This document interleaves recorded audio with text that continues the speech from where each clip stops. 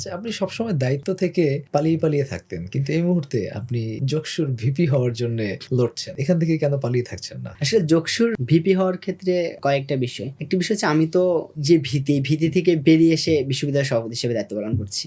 এখন তো আমার আসলে পালিয়ে থাকার কোনো সুযোগ নেই। সভাপতি হিসেবে নাম ঘোষণা করা মানে আমি অটোমেটিক্যালি একটা দায়িত্বের বড় একটা হাবে আমি অবস্থান করছি। এই জায়গা থেকে তো আমি চাইলেও বের হতে পারছি না। তাছাড়া জগন্নাথ ইউনিভার্সিটির আমি দেখলাম যে আমার শাখা সভাপতি হিসেবে কাজ করতে গিয়ে বা সেক্রেটারি হিসেবে কাজ করতে গিয়ে আমার যে এক্সপেরিয়েন্স গুলো হয়েছে, এই জায়গাটা থেকে আমি মনে করি ওই ভীতির জায়গাটা এখন অনেকটা কেটে গেছে। আর একটা বিষয় হচ্ছে সংগঠনের দায়িত্ব পালন করার ক্ষেত্রে এখানে অনেকগুলো বিষয় আসলে আছে। যেমন হচ্ছে যেটা হচ্ছে ইন জেনারেল যে কোনো দায়িত্ব পালন করার থেকে আরো ডিফিকাল্ট বিষয় আছে সংগঠনের দায়িত্ব পালন করার বিষয়গুলো। তো অনেক বড় একটা সংগঠন আমার উপর নির্ভর করছে। সংগঠনের সার্বিক পরিস্থিতি মোকাবেলা করা, সংগঠনের দায়িত্ব পালন করা, এখান থেকে আল্লাহর সান্নিধ্য অর্জন করা, এটার আমানতদারিতা রক্ষা করা, এই জায়গাগুলোতে ব্যাপক একটা চিন্তা ভাবনা করে তারপরে হচ্ছে সামনের দিকে আগাতে হয়। এই বিষয়টা যকসুর দায়িত্বটা আরো বড় নিশ্চয়ই, কারণ এখানে শিবিরের বাহিরেও সকল সাধারণ শিক্ষার্থী এখানে আছে। যকসুর বাহিরে যকসুর দায়িত্বটা আসলে শিবিরের থেকে বড়, এটা নিঃসন্দেহে সঠিক। কারণ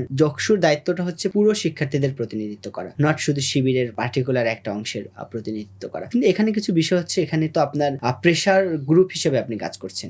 আমাকে ওই যে ইউনিভার্সিটি পরিচালনা করতে হচ্ছে বিষয়টা কিন্তু এমন না। আমি শিক্ষার্থীদের ভয়েস রেজ করছি, আমার জায়গা থেকে আমি বাহির থেকে কিছুটা ম্যানেজ করছি এবং অধিকাংশটা আমি প্রশাসনকে প্রেশার দিয়ে আমি এখানে তাদের মাধ্যমে এটা বাস্তবায়ন করছি। এটা হচ্ছে একটা গুরুত্বপূর্ণ বিষয়। মানে আমার এখানে প্রেশার দেওয়ার মতো একটা জায়গা আছে, কিন্তু শিবিরে তো আমার প্রেশার দেওয়ার মতো জায়গা নেই। আমি শাখা সভাপতি, মানে আমাকেই সবকিছু ম্যানেজ করতে হচ্ছে। আবার হচ্ছে আমি শাখা সভাপতি হওয়ার পরে আমার এক্সপিরিয়েন্সটা আরো বৃদ্ধি পেয়েছে। সার্বিক দিক বিবেচনা করে জগন্নাথ ইউনিভার্সিটির বিভিন্ন আন্দোলন সংগ্রাম থেকে শুরু করে সব জায়গায় দীর্ঘদিন কাজ করার কারণে এই অঙ্গনটা আমার জন্য খুব বেশি ইজি। এবং আমি মনে করি বর্তমান যারা ভিপি ক্যান্ডিডেট হিসেবে নির্বাচন করছে তারা সবাই নিঃসন্দেহে যোগ্যতার একটা জায়গা থেকেই তারা নির্বাচন করছে। তবে যেহেতু আমার একটা বড় সংগঠন পরিচালনা করার এক্সপিরিয়েন্স আছে, অলরেডি আমি একটা সংগঠনের সভাপতি হিসেবে দায়িত্ব পালন করছি। এর আগে আমি আবৃত্তি সংসদের সেক্রেটারি ছিলাম জগন্নাথ ইউনিভার্সিটির।